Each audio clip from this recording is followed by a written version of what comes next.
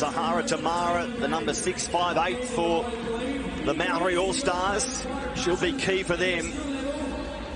I wonder how the nerves are. The rules, if you're wondering, they'll play 15-minute quarters. There are 18 players, unlimited interchange. And, of course, there is the 40-30 kicking rule. It's a night for the Stars in Melbourne, and the women get us going. The Indigenous team kicking off, so the Maori Ferns, as they're called tonight, with the first possession. And a couple of their forwards will look to be prominent early. Kaorangi Peters, Ronna Peters, along with their sister now, Hilda Mariu. What a thrill for the family from Papakura to have the three girls involved on the same stage. And Crystal Rota, the number 9, jumps into that dummy half position. What sort of opening sets will the Maori provide? Good go forward so far as they set their sights on halfway. Ronna Peters, co-captain alongside Crystal Rota. And that was a good carry from her sister, Kahorangi. The completion, looking for 40-30, the variation on the NRL rule we see, and it's cleaned up at the back by the Indigenous fullback, Talia Hunter. Shakai Tungai goes it alone from dummy half. What a talent she is, a member of the Indigenous Australian soccer team previously to start the match. The Maori Ferns have the edge when it comes to experience. They have 8 players backing up from the inaugural NRL Women's Premiership. The Indigenous team only 5, and 5 of the Indigenous players are under 18 years of age. 13 of their 18 are newcomers to this Indigenous All-Stars game, so a challenge straight away for the Indigenous players given their experience in comparison with the opposites. Final play for the Maori Ferns. Zahara Tamara goes to the line and grubbers, chasing it herself, and it's cleaned up at the back. Good positioning from Talia Hunter, who works her way just beyond her 10. It'll be interesting to see if the Indigenous All-Stars can continue to foot it fitness-wise with the Maori Ferns. Hilda Mariu spoke of what she believed to be competitive advantage for the Ferns. They've been working hard on their fitness. Oh, high tackle there. Indigenous All-Stars will get a penalty and an easy exit out of their own half. The referees for this one, Ziggy Pishaklasa Adamski and Belinda Slim, and that's an easy ruling for them as the tackle slips a little high. And the first penalty invites the Indigenous All-Stars to take some free ground. Mark Gasnier sideline, what's your impression of the early play? I like it, Matty. Interesting to see Dean Witters. He's obviously instructed the Indigenous team to run a lot from dummy half. Those first 2 sets, they had over 6 dummy half runs. It works against this big pack of the Maori Ferns. There's a good run from Layla Fayoud, the starting prop for the Indigenous All-Stars. Sharon McGrady keeps play going towards the right. And the Indigenous team right on halfway. Nearly 4 minutes gone of this opening quarter. And good contacts coming in from the Maori Ferns. It was led by Kaorangi Peters. Also involved Crystal Rota, trying to make a statement with their defence. Here's Rebecca Young, the captain. She led the Indigenous All-Stars when it was last played, 2017 in Newcastle, her hometown. The mother of 2, Rebecca Young. Good to see her back as there's an opening here. Talia Hunter finds support on the outside, and it's Tungai. Tackled really well. The ball comes free. Fantastic cover. And it's the fullback, Botil Vetti Welsh, doing the job for the Maori Ferns. What a hit. This was great play from the All-Stars. They went down the left side of the field in fantastic shape, so they had plenty of options, and once they got their way through, it was always going to require a great hit to shut this down, and that's exactly what Vete Welsh came up with. She was part of the Sydney Roosters setup for that NRL Women's Premiership last season. Only played the 1 game, that was round 1. And of course that premiership is back through the month of September again in 2019. You'll see the influence of Scott Prince on this Indigenous All-Stars side throughout the game. He's very good at coaching shape, so players never get lazy. There are always options for the playmakers. Had a bit of experience, didn't he? 300 NRL games from North Queensland to Brisbane, premiership at West Tigers, the Gold Coast, and then back to Brisbane. Still playing and playing really well in the touch footy world, Scotty Prince, and I spoke to him pre-game. He's loved his week. The chance to impart some of that knowledge on the open minds of the Indigenous All-Stars. You spoke to him. I called him 3 times this week. He wouldn't return the message. Crystal Stowers. In fact, it's Kevin Matua playing the ball. Throta through Zahara Tamara. And now here's the kick from T.A. Haputu in behind the back two for the Indigenous All-Stars. It sits up in goal. Work to do for the Indigenous, and they're trapped. A goal line dropout coming the way of the Maori Ferns. What an impressive set. Oh, great work from the Maori Ferns. They just upped the ante there. They've started fast. They've maintained their speed. And this kick is pinpoint. Albeit the bounce was a good one. But the chase needed to comply, and it did. They're in numbers to force a dropout and give themselves an extra set. The Maori All-Stars tightening the clamps. It's been an impressive start for them as this unlimited interchange on a warm afternoon in Melbourne is used. There's a break there for Amber Carney. Let's hope it's a break and not an injury, although she is receiving some treatment. And the ball taken by Batil Betty Welsh, who finds a willing runner and a good runner, Harata Butler. 20 metres out, perfectly positioned, the Maori All-Stars. Now Ronna Peters. This is Matua. Good run. Within 10 metres.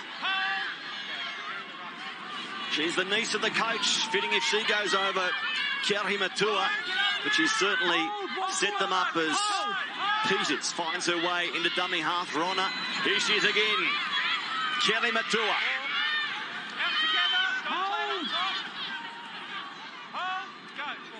Rota. And it's put down. They let the Indigenous team off the hook. The Melbourne girl on her own stage, T.A. Haputu, drops the ball. What a let-off. That was as much about Indigenous All-Stars defensive as anything. I mean, they threw plenty at them, the Maori Ferns, but every time they looked up, the shape of the All-Stars defence was spot on. They were getting numbers where they needed to. Te Aroa Hapuku, or TA as she prefers to be called, lives here in Melbourne.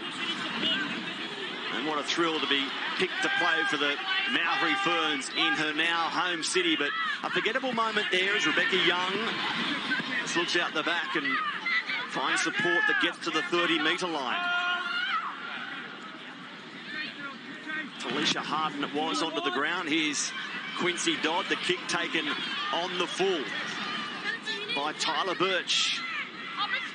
Quincy Dodd hasn't got a long kicking game. I'm not sure if going early in the tackle counts the smartest play. I'll be using up all 5 tackles. Really good metres up the middle as the Maori Ferns find themselves 32 metres out, and now a penalty. It's a sustained pressure now, isn't it? Indigenous All-Stars are going to have to be good again without the ball. When you're ready, Crystal. Ben, during the inaugural NRL Women's Premiership, the aggression and physicality was there, the game smarts was there. They ticked every box, but perhaps the area to improve is the kicking game. Yeah. And with the 40-30 on offer for them, there are some rewards if they can do that, the ladies. Mark Gasnier busy sideline. Amber Carney just having a left ankle treated. She's okay to return. Harden brilliantly for the Indigenous team. Another chance for the Maori. It's Kathleen Wharton. They're screaming for the ball to the left. That's the way it goes. Through Zahara Tamara, a nice long ball. Hapuku keeps it going. Numbers as they explore down the left. The Maori Ferns are in. Tyler Birch, the player who got the set going, finishes in the corner. Good enough for Ziggy Pishaklasa Adamski, and it's the Maori Ferns on the board. The Maori Ferns just kept working them over on the right, and it just sucked in the All-Stars defence, left them just one number short. They tried hard to slide. The communication was good, but they just couldn't get across in cover in time. thing I like most about that try from the Maori Ferns is that it was built across an entire set. Work them over down the right. And then when the space presented itself, get the ball there as quick as you can. The ball movement, get it there as quick as you can, but despite the need to be quick, look at the reaction from Rusty Matua. Onto the chest, cut out ball onto the chest. It was quality. Skill level's been amazing so far from both sides. It was on display there again. Might have been smiling. That might have been a coach's try, eh? Set play. It looked like it. Rusty Matua cheering on as Tyler Birch goes over. We've never had an All-Stars crowd under 20,000, and there are fans in here early. We've been up above 40 when it was held at Suncorp previously. I wonder how the reaction will be in Melbourne tonight, but given the reaction and support we've seen this week at different promotions, plenty are excitedly making their way to Amy Park as Zahara Tamara, who played 4 games with the Roosters, all 4 in their grand final charge after a slow start to the Women's Premiership. She's one of 2 Gillaroos playing in this Maori Ferns lineup, her and Tasman Gray. She came to Australia as an 11-year-old from New Zealand, Zahara Tamara. And here she is with a difficult first conversion attempt. She gave it a really good look. But Mark Gasnier, if that ball movement was any indication, you wouldn't mind being in the Maori Ferns back line. Oh, I'd love it, Matty. And see the pass, who it was. Weirder. Great pass out to the edge here. Finds herself out wide. Watch this for a cut-out pass from the big front rower. That's brilliant. But it was the footwork from Zahara Tamara over on the right edge. And Talisha Harden, well, I thought she'd come up with the tackle of the match so far, but it wasn't to be. And the Ferns strike the first blow. Yeah, that pass from Kararaina Wera out there in the back line, wearing 8, but passing like she's got 6 or 7 on her back bend. Front row sometimes 5'8", second receiver. Jack of all trades. It's funny, the 8 and 10s don't mind jumping into the back line. I don't see many 6 or 7s willing to get in the front row. That's cool. You know, I like that. You got multiple players with a high skill level. It means you've got more weapons. And what a charge on the back of points, the steamroll effect. They're in a mood, aren't they? The Maori Ferns. Run faster, tackle harder. And why wouldn't she? Kararaina Wera playing a key role in the try and backing it up off her own goal line, pushing off the back fence. The Maori looking really good early on. Nice change of direction again for Kahurangi Peters. Played 1 game with the Warriors in the NRL Women's Premiership. Tamara, they put it through their hands this time, but up quickly. Tungai does the job defensively, assisted by Quincy Dodd. Tamara, the chip kick this time, and the bounce could be telling here. The bounce is good, as it turns out, for the Indigenous All-Stars, with the clean-up 25 metres out from their goal line. The chase was impressive too from the Maori. Jonsel Totari playing a role in that. A minute 30 left before the first quarter break. Look at that for defence from the Maori. It was Rona Peters, the sisters, Rona, Kahurangi and Hilda Mariu, enjoying the occasion. They played together in 2016, I think they told Gaz, so it doesn't happen often, but good luck to them.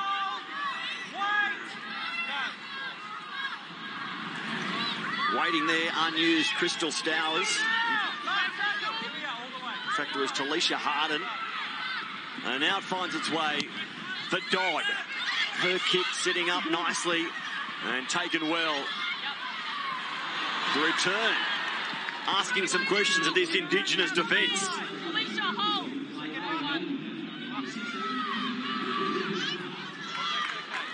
They just need to hang on here, the Indigenous All-Stars. They've got a roll on the Maori Ferns. They're full of confidence, full of running. And just looking a little tight. 30 seconds left. Can't drop off. Middle of the ground, this robust performance from the Maori continues. Asking plenty of questions of this Indigenous defensive line. Jonsel Totari playing it. And The ball handling from Peters, impressive as the support is there as well. They are rampaging towards more points. The Maori All-Stars. Harata Butler finishing her run. Zahara Tamara through the hands for Tasman Gray. And here's Amber Carney. The end of the first quarter saves the Indigenous team. They are out on their feet. The first 15-minute period. And it's been won in terms of a 4-0 scoreline by the Maori Ferns. Quality first 15 minutes. They were busted there down the left side. And they had to do really well to get across and shut that down, that last play, which they did, the Indigenous All-Stars. Fast pace, fast pace. Well, if that first quarter is a glimpse of what we're going to get all night, I say bring it on. From the pre-game ceremony, the haka and the cultural dance, to some fantastic footy. The physicality never lacking when the girls go at it. Look at those eyes. They mean business. And there's Preston Campbell, the godfather of this Indigenous All-Stars concept. Plenty of goannas spotted in there. Cultural dance, and Rebecca Young leading her team into action. But this was the try. Look at it again. Here's the soft hands.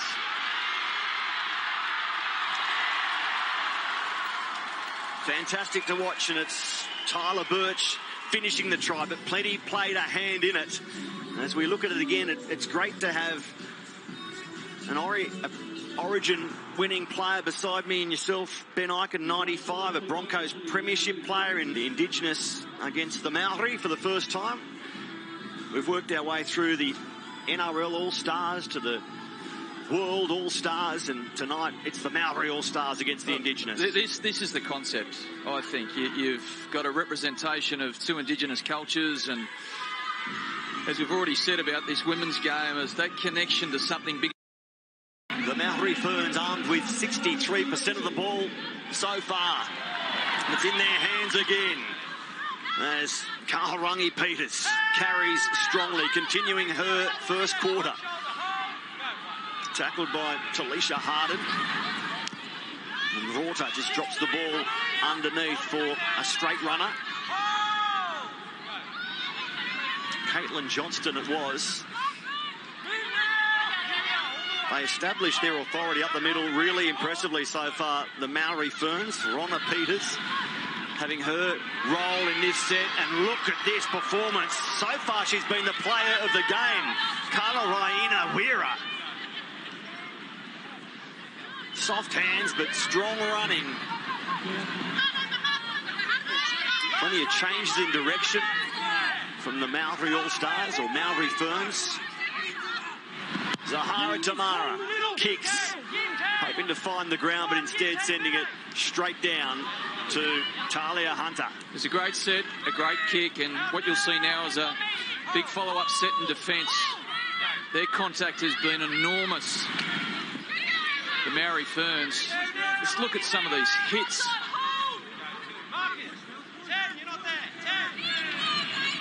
Terry Kane.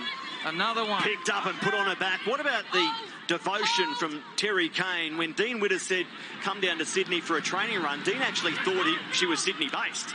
She's in Brisbane and the flight was delayed or cancelled because of wind. So Terry jumped on a bus and travelled overnight to make training. How about that? The kick from the Indigenous All-Stars down for Batil Vetty Welsh, who gets away momentarily but is now wrapped up. And there are stories like that across both teams in both the women's and men's games. Latrell Mitchell missing the World Club Challenge to play for the Indigenous All-Stars tonight. And he might just lead their pre-game dance. You'll see it on Fox League as we have a stoppage here. There's a problem for Samartha Leisha. Let's hope Samartha can get straight back up. A mother of 5 from Toowoomba. Talk about the stories. Not short of a cheer squad, quite obviously, as a mother of 5. I hope she's all right. The Indigenous All-Stars are going to need her. They've got this steely, hard edge, the Maori Ferns, and an advantage with respect to experience, as we see there. Leisha copping it while she's on the ground. Oh, a knee right in the cheekbone. the right side of her face. Getting to her feet now. Samantha Leisha is someone that these Indigenous All-Stars women would all look up to. So hopefully she just gets a short break, her health's okay, and she gets herself back onto the field. From Toowoomba, which will be a focus of your world coming up this week, Ben Eichen, with the Queensland PGA Golf Championship about to start. And we'll talk more about that during the next quarter break. You don't seem too nervous. No, my expectations are very realistic, Matt. Wait till you get onto the first. So, thankfully, Samantha walks herself from the ground. They'll do all the necessary checks and balances sideline. And once she passes those protocols, she'll come back on if she can. Rota goes through Rona Peters. Nice passing, keeping it close to the ruck, middle of the ground. And Rota has been pulled up. There's a forward pass spotted. They're just starting to break from tackles now, the Maori Ferns. The Indigenous All-Stars can't let the offload start to mount up. Second phase, it really wears you down when you're trying to defend against it. As they get themselves on the front foot, establish momentum, they could become very, very dangerous if they're allowed to offload. Well, Gaz has confirmed that Samantha Leisha is having an HIA sideline. I know you're an early morning person, Ben. You won't have any trouble getting up on Monday, 5:30 a.m. Eastern Daylight Time for the World Club Challenge. Start with the studio team, and then at 6 o'clock, kickoff. Wigan Roosters. Wigan chasing a record 5th World Club Championship. The Roosters, their 4th. And I'll follow Trent Robinson and his troop in France as they complete their preparations. You'll see it on Fox League Monday morning. Set your alarm clocks. So the Indigenous All-Stars to halfway, but only momentarily. There is no letting up in this defence. Peters and Rota forcing the Indigenous team back into their own territory, but then conceding the penalty. That was unlucky there for the Maori Ferns. They did really well to get the Indigenous All-Stars going backwards in defence, and it's just hard to find space when your opposition is defending that well.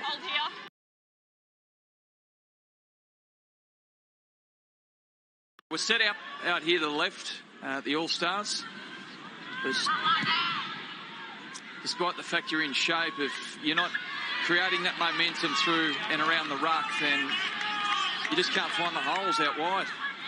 So nearly 20 minutes gone in this game in total, and the Indigenous team has spent 70% of it in their own half. They'll need Google Maps out at this end of the ground. The Indigenous team. Finally, they get some possession, and it's McGrady finding Quincy Dodd, chiming in the fullback, Talia Hunter, a bit of room for Tungai, who runs into the tackle from Tasman Gray, and it will be called shoulder charge. I thought it was, and now it's... They get a couple of back-to-back sets down here. You can just about guarantee points are going to follow. Well, here's a great opportunity. Starting the set 20 metres out. Quincy Dodd goes on and finds Kyara Neen. Part of the South Sydney setup. Kyara. Dodd just holding the pass up, now giving it through McGrady. A fumble play on allowed. Now it's been ruled knock on. They were away, the Indigenous All-Stars, but the referees say, hang on girls, come back here. It's got a bit excitable there.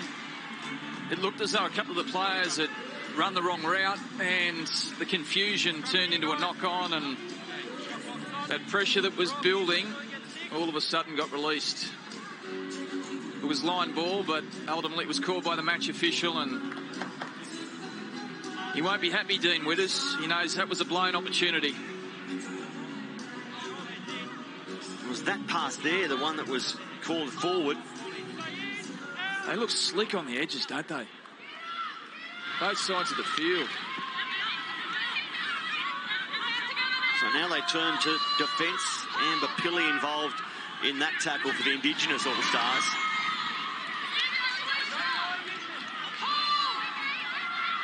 So the only try of the game so far, scored by Tyler Birch, and now and Bakani messes up the play the ball. Here we go. Fatigue starting to play a role for both sides. When you get tired, you can sometimes make mistakes. Just lose your concentration a little bit in the play the ball here. Here's the mistake from Carney. Indigenous All-Stars will get the scrum feet 30 metres out from their try line.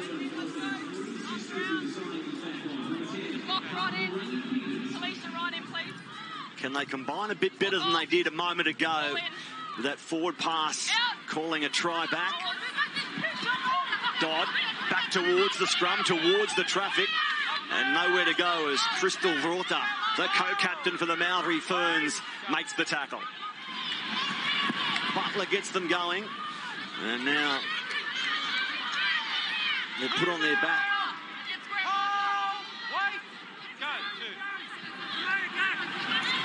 Hart passing for the support to go within 20 metres of the goal line.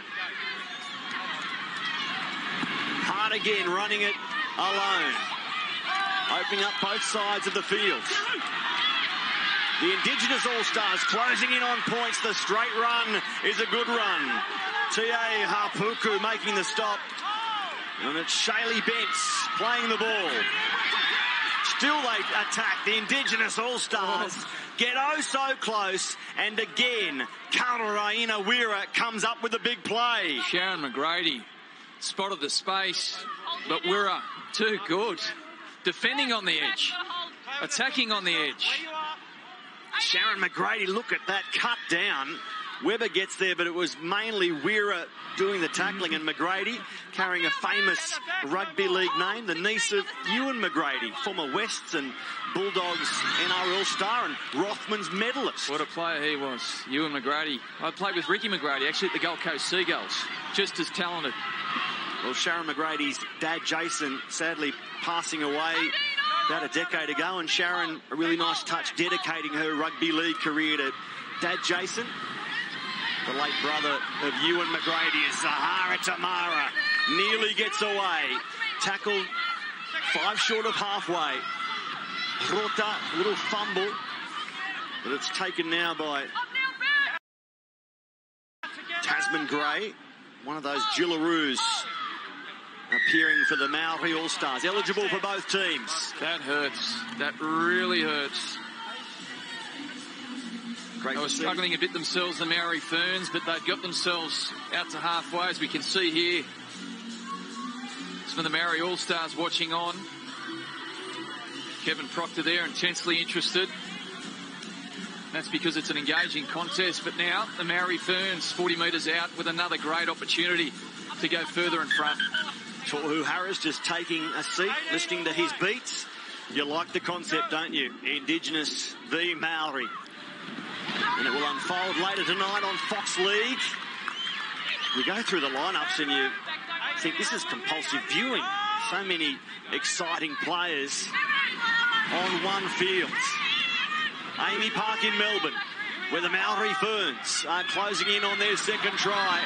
Up the middle of the ground. That's better defence from the Indigenous girls. It was Fayouj just standing tough on the spot. And now it's put down. The first mistake I can remember Kauraina Wira making as she ran off T.A. Haputu. I think she goes through if she holds the ball here.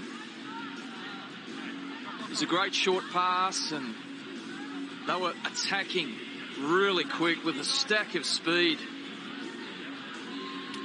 Just a good straight run. And she's proven down that left edge before that she can bust tackles. Wira's having a huge game. Ben Iken, more importantly, we have survived crocodile-infested waters in Darwin. We've survived tough, world-class golf courses in Melbourne together. How are you enjoying being back in the commentary box with me? It's fantastic. Yeah, I've missed the commentary. I haven't been in one for, must be 5 years now. Position vacant, NRL 360 host, or not quite? No. I'll never give that up. Okay. Well, it's great to have you back here. I never hear the name Ben Iken without thinking of that stand-up in the shallow water in the Northern Territory. That was a stupid idea, but I followed you because you were the leader. You survived. Look at that contact coming in from the Maori Ferns on a hard-running Layla Fayoud. Just hasn't relented, has it, from the Maori Ferns? The line speed and contact in the tackle. Fayoud from Croc Country up at Bamaga. Here's Amber Pilley. Part of that Broncos premiership team that impressed us all so magnificently last season through September, shining on grand final day at Sydney Olympic Park. Final tackle for the Indigenous All-Stars as Quincy Dodd looks to the outside and kicks towards open field where it's taken well. High on the chest but convincingly by the Maori Ferns. And Mark Gasnier sideline, how is it? It's great. It's been a high-quality 27 minutes. It's just a go-forward of the Kiwi Ferns. You think of Wera, how good she has been, but the craft of Zahara Tamara off the back of it. The Indigenous, they've got to be really smart about it. We saw dummy half running at the start of the match. They need to do that and kick early and turn the Ferns around because it's unlimited interchange. The Indigenous will play into their hands if they keep making errors. Another big body storming onto the ball. Kelly Matua. Kelly Hetina in full, but she prefers the abbreviated Kelly Matua. The niece of the coach, Rusty Matua. Here's an opening. Crystal Rota explored and it shut quickly. A good tackle made. Zahara Tamara, the grubber this time. Her kicking options are... Need to hang on in defence. They look a little tired, a little ragged to the Indigenous All-Stars. Less than a minute left. The Indigenous team have the Maori Ferns where they want them. Other end of the field for the time being. Mid-set, 40 seconds left. And steaming onto the ball. Look at this run. Hapuku.